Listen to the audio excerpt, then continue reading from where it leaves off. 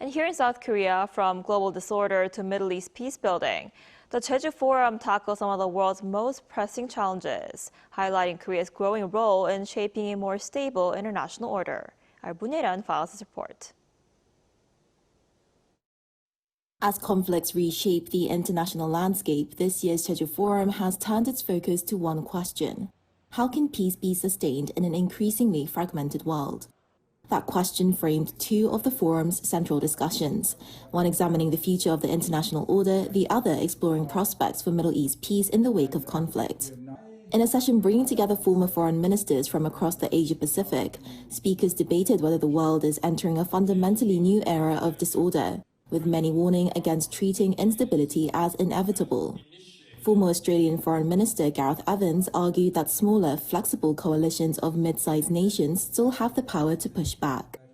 There is a real capacity for the world's middle powers, and all of us really represent them, to step up and make a difference through creative and cohesive, multilateral and minilateral coalition building. That debate carried particular resonance on the Korean peninsula. Several speakers identified Northeast Asia as a critical test of the non-proliferation regime, warning that nuclear armament by either Korea or Japan could trigger a wider chain reaction across the region and beyond. A parallel session turned the lens on the Middle East, where experts described a region facing profound uncertainty.